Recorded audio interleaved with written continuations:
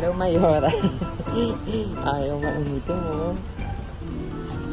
Ayan, guys. We're here na ako at ticket booth.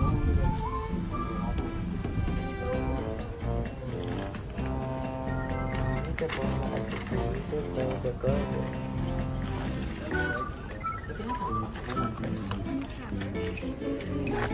Let's start. Start na natin yung pag-aura.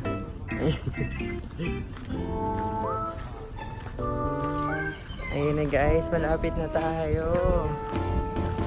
Pero sabi nga nila itong temple na to ay unending construction dahil ongoing lagi yung paggawa din sa temple. At ayan na yung back view. Welcome to Sanctuary of Truth. Wow, amazing. Grabe, kahit malayo pa lang ang ganda. This is it. Wow. Hi, honey. Hello. Grabe, na-amaze ka ba doon? Amazing. Na-amaze ako kasi malaki pala siya. Yes. And still under construction. Manok na pula pang adobo ka mamaya. Ayun, pababa kami ngayon. Papunta sa temple. So, ayan. Ay, ito. Nantay na kami ng tour guide. Ay, nagtagalog. Ay, Stig, merong Pinoy. Thank you. Magandang umaga din po. Hello. Hello po. Kamusta? Kamusta din po? So, yun. Kailangan natin magsuot ng... Hindi ko alam kung anong tawag dito eh. Para dahil ang temple ng Sanctuary of Truth ay still under construction. Okay. Kailangan natin mag-get for safety. 5 minutes. 40 or 45 minutes. I will try to make it quick so that you will have all your time to go around and take photo with you, okay? The owner doesn't want you to go by yourself. He wants your visit here in Sanctuary of Truth to be worth it. You pay the entrance fee for how much? So he wants you to go home not only with the pictures with you, but also with the meaning of the building. Okay? So I think we should all start. Okay, let's go. Tapos hindi man bagay sa akin. Interns? Let's go. We're so lucky. Sino yung aming tour guide for today? Pwede nyo naman tanggalin na muna, mamaya pa natin gamitin yan sa Ay, loob. sige po. Pero okay na rin yan kasi para sa araw. Bagsak yung buhok. Hello, ma'am. Ma'am, saan po kayo sa Philippines? Mindanao po, Zamboanga City. Wow! Ikaw from Luzon. Oh, this one. Yes, Bulacan. Bulacan nyo. Yes, ma'am. Kamusta? Okay Gusto po. namin ng Jollibee. Ay, kami din po. 4 months pa lang po ako dito. Kasi Ay, nag-intern sila po kayo. intern. Ako po. Ikaw? Permanent teacher. Permanent teacher ka Yes dito. po. Oo. Misa namin ng Jollibee. Yes po. Oh, yung McDo po dito walang rice. walang rice at walang Oh my spaghetti. God! Spaghetti. Yes! Ang sorry po. Yes. Ang gaganda naman, oh. Okay, please follow me. The best temple. Wow. Great. This is actually a private property, not a government. Please bear with my voice, okay? So not a government, and the owner is Lek Viliapan and Kun Prapay, his wife. Later, I will show you the picture of Lek. If we go at the exit part, there's his picture and his November 17, 2000. But when he died, his children took over. So they are the ones who's continuing his legacy. Even though he's dead already, but the works continues according to his specific plans. Okay? The building is actually not a temple. If you Google it or whatever, or whoever told you, it's actually not a temple, but a contemporary art only.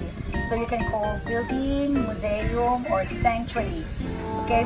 And you can see a lot of Hinduism and Buddhism here, although it's rooted in deep religions, but it's actually not for religion at all.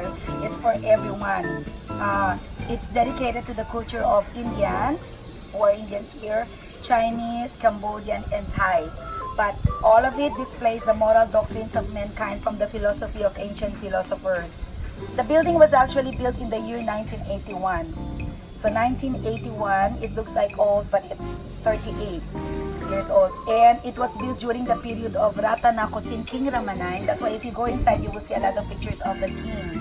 King Bhumibol, the previous king. Okay? And until now, it's still continuing. This is the reason why we have our helmets. So you are all engineer right now. Wow. So you will be an engineer. It's a good experience for athletes. Lek actually realized the problems in this world. So everything that is happening, good or bad, he realized that all the wars that is going on is not about the situation, but it's about human being nowadays. Humans have no more values of humanity. So what is the worst thing is we don't have the heart anymore. That's why we are capable of killing, fighting, and everything. So much has been done in modern science today, like Lex says, as to how it's affecting our way of living in every aspect of life. So when technology evolves in this world, it brought a lot of changes. And even us, we are also changing. If you look at the people nowadays, what do you see? What do you see with the people nowadays, sir? Everyone is focusing too much on their cell phone. He said, do you know who invented the Wi-Fi? I said, I don't know, sir, but why are you asking me this question? He said, because if you know the person, I want leader, manager, supervisors, architect, and engineer. But our curvers and our carpentries are all from Myanmar. And some of them are from Cambodia as well. So they are our skilled workers. So thanks to them, because we have these wonderful sculptures that you see right now. Okay? I think all of you are ready. So together, let's find the great wisdom of life, and that is sanctuary of food. Let's go. If you look at the color of this one, these are actually May presentation mamaya. what is actually they put a chemical. So this is like after they put a chemicals to prevent the termites, so they cord it out through paints. So this is like a special paint to preserve the woods. Otherwise, it's going to be clean all over. If you look at the sculptures adorning at the base, you can see those guys, stories we're from here. Ramayana epic. And this epic, yes, this epic Excited na kami pumasok. Ayun, correction lang, hindi daw siya temple. Contemporary of art. Contemporary Yes. art. Pwede mo siyang tawagin building, home, or sanctuary. But this one is still in the process. If you notice, the diagram of sanctuary of truth is like a cross. For some reason, I think that is for the Christianity side, but either way, it's not about religion. But the layout plan of the building is actually divided in 5 dimensions. So later, I will show you when we go inside. And Ito natin, hindi pa pala the tayo building is a pupunta. big wooden construction that covers around. Another good question. If there's a tsunami, then we all be wiped out together.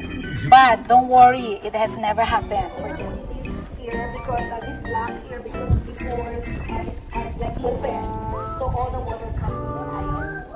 So that's why he put that.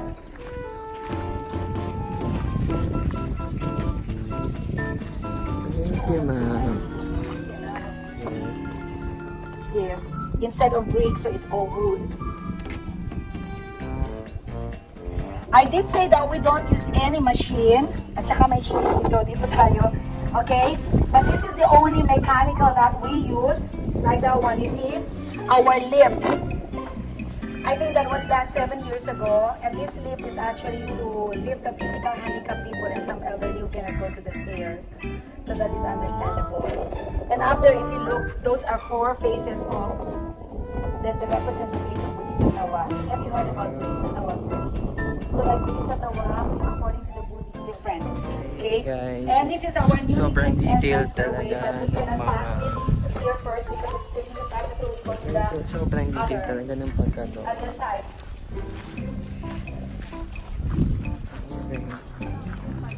Anyway, later after the tour, you can stay all the time inside and then take photo and then you can go back here and take photo, go around again. No one will stop you to count trees because Thailand, they don't allow to cut trees.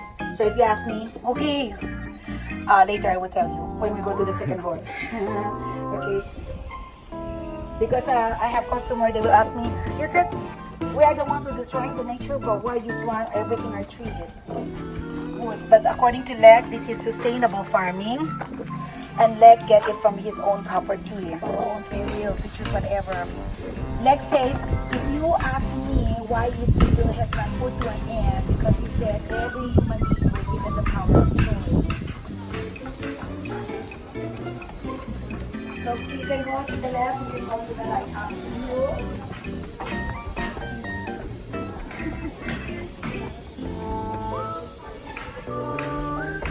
Yes, let's go to the right. We're now here, the entrance of Sanctuary of Truth.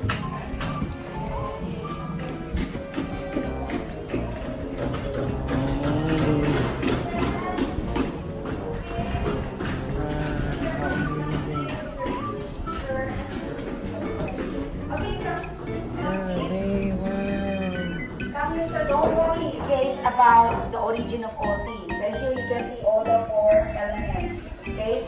Because they say these 4 elements have influences in our life. So like inside humans are also composed of 4. To Hindu, like 5, right? Space, and to some is metal. But we are good or bad, he said we need to continue to live in this world and together survive. But how are we going to do that? That's why we go to the second hall. But before that, to the Hindu, they already know that. But for the Filipinos, they don't know yet. So these are the Hindu mythology, because the Hindus, they believe that the origin of life is formed in immortality. So we have Brahma, the one who creates. And this is Vishnu, the one who preserves or sustains the life. And this is Shiva.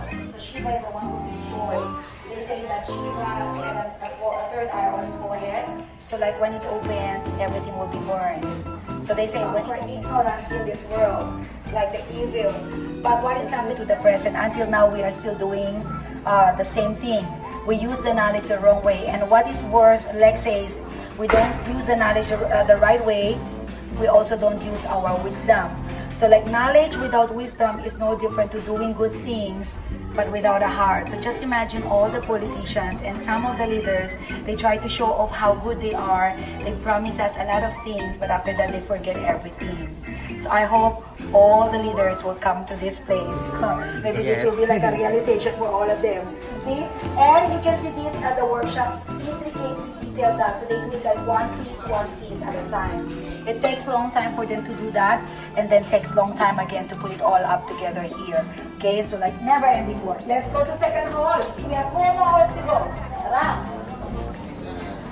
Okay, let's go to the second hall. Okay, 170 columns. Grabe, guys. 3 pieces of Hindi wood to lang join them all picture. together. But among all of these columns that we have one pair of columns that is original. Maraming yung dito ng lesson, especially about truth. Pair of column that is one piece original. So this is the first pillar.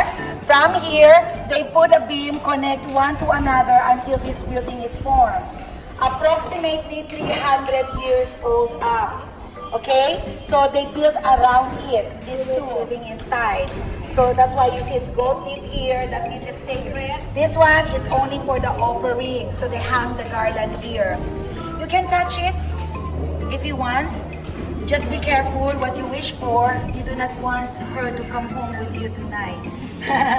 You can touch if you want. She said, I pray, give me a husband. That was 8 months ago. Until now, we are still waiting for her to come back.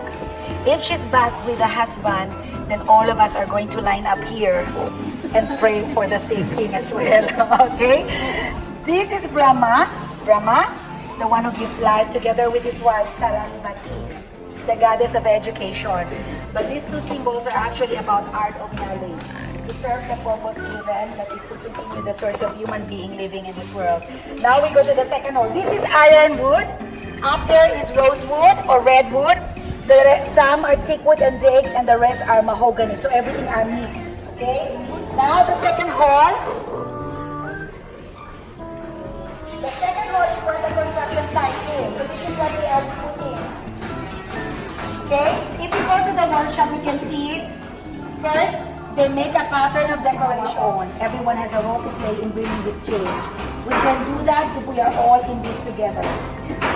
From the start, we get the astrology influence. Who among you believe in astrology? Astrology. Astrology. You believe, sir? That is how the zodiac sign was born up there. You see the circle one? That is the 12th zodiac sign. So that symbolizes our personalities different from each other. In effect, we are all different. Nations, with costumes, traditions, belief, race. But even though we are different from each other, we need to respect each other and be united. Together preserve the nature so that in the future we can still have enough natural resources to enjoy with. At least not for us, but for our children and our children's children. We can do that if we are all in this together. So like we do person by person, family by family, community by community, and then together we can all make the difference. No matter what the changes is bringing to all of us here, good or bad, but let's say we are the change.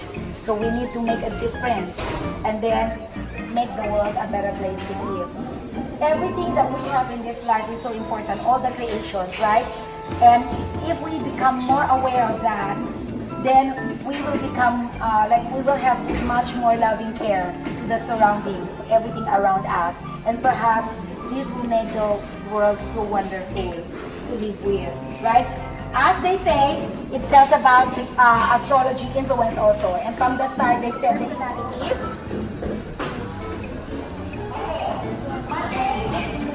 It represents beauty like the whole. Guys, na-check ako kung anong day ako pinanganak. At pinanganak ako ng Friday. January, February, March. 4th calendar and then 3rd? Saturday. Yeah. Okay, what year? 1999. Where's 1999? So hard to find here, na? Okay, what month? January. So 5th calendar, what day? 23. Saturday. Oh my gosh, I don't want to know anymore. Okay, ano yan? March 1999. 1999 din. March And then? 19. 19. Friday! Ah, good. We have one rich person here. Don't worry, you can go back again. Check your birthday after. Sabi ni Ma'am, yayaman daw ako. Human behave differently. One day you eat. Sooner or later, death will come to all of us. And when death comes, no religion, no rich or poor can escape. Everyone must to go. Let's go this side, sir. Like this one, sir, what happens if the 4 or 5 elements separates the world? Women, the same thing like drinking alcohol, smoking, and drugs. If you take too much, it will cause trouble. Men fights another man because of women. Nowadays, not anymore because it's turning around. Women fights another woman because of men. Okay? Do you know the popular saying here in Pattaya? Have you heard about the saying, sir, in Pattaya? No, this is your first time, right? Second time. The sayings that goes is, good man goes to heaven, bad man goes to Pattaya. Is it so? Yes. Good man goes to heaven, bad man goes to Pattaya. Where is the destination of that? Can you tell me? Okay? Mahayana philosophy. Have you heard about Mahayana, sir? Mahayana. But be careful if you take photo with Absarana, because I have Jamaican Nigerian customer. I have to discontinue the tour because he doesn't want to let go Absara. I want to ask you about this sculpture. You can see him everywhere inside the building, even in the stairs, with all the Thai people here. Even the owner, like Villapan, he actually built this building that makes him as an inspiration because he saw the good view, the toothpaste, you know, even if there's nothing else coming out, he have it in the middle. Which is what I am practicing now. See? It's easy to know. Okay, please take a photo. And then the last one. We are down to the last one. Okay, I still want you to be with me because I want to take you to the workshop as well. And then don't worry, you can come back. Okay, come back again. Or if you want, you can stay. And then you can go later at the workshop. This is the owner of this building, left Villapan when he was still young. Kamukha siya ng Ferdinand Marcos, di ba? our president. He looks like our president before. Okay? Ferdinand Marcos. Yes, right. And this is why his wife could provide. Unfortunately, she doesn't look like Imelda. This is could provide his wife. And this is a metaphor of a parents, a relationships. Okay? How a family relationship is.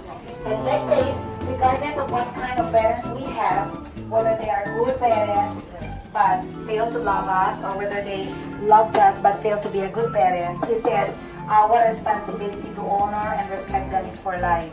Even if it seems so impossible, we need to love our parents more than they loved us. And let's say, if you are angry with your parents and you ignore your parents, or if you are distant with your parents, you have to look back again and remember all the sacrifices they have made for us.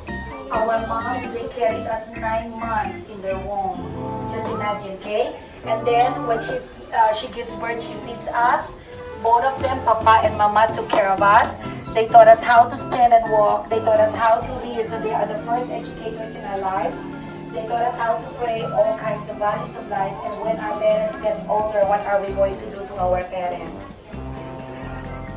Payback time, right? So we have to take care of them, support better persons than what we are now. If there is a need for every one of us to change, we have to change ourselves. Like Hong Si is saying, while we are learning to love others, we have to start it from ourselves, because we cannot offer happiness to someone else until we have it with ourselves. So change ourselves, change the world, because life is so beautiful, which is to say, don't go through life, but grow through life. Okay? That is our model construction right there. You can go after, and then our workshop right there. You can take photo and you can take video as well. You can also do the curving, so that you will experience how hard it is for them to do the curving thing there. Okay, and toilet is right there. I'm not sure if it's already for you. 7:30 ang Thailand show. Okay, no, picture?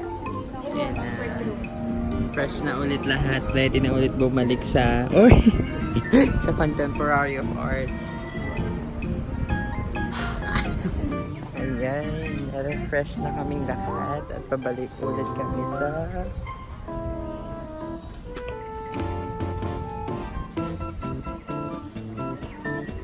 ganda ng view. Oh, hi everyone! Picture ko ulit mamaya ah.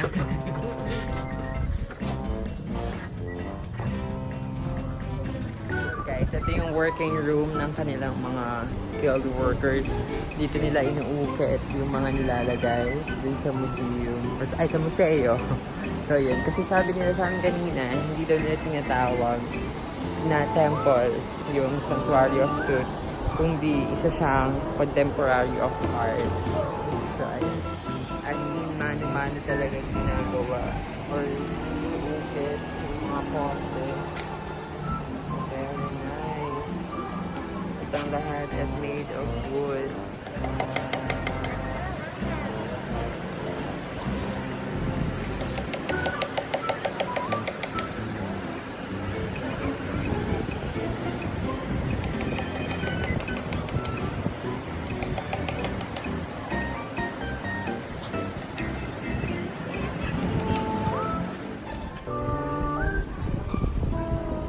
Tapos ko lang itry na mag-ukit gamit yung kanilang materials dito sa wood. At grabe, feeling ko mali yung ginawa ko.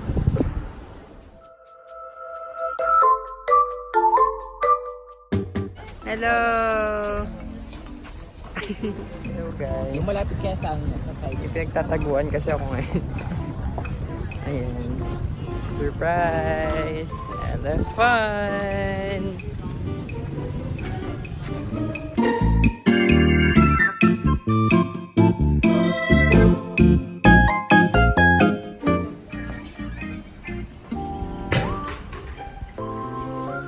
I love nature. Hello guys, welcome to Sanctuary of Truth. Let's go! So yan, nakita nyo kasi itong ginagawa namin ngayon. Dadalik muna kayo sa loob. Medyo hindi pa siya tapos dahil naniniwala kami na gaganda siya kapag unending yung construction. Now let's go! So yan, medyo pinagdadala pa namin. And continuous repair, maintenance. Ikaw nagbabayad? So ayan, so ipakita mo na lang ang huli natin.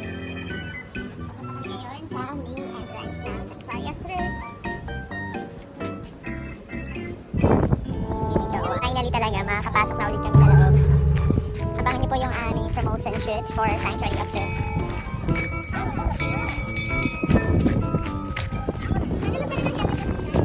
Ganito. Paano? Tayo magkano yun? Kani helmet?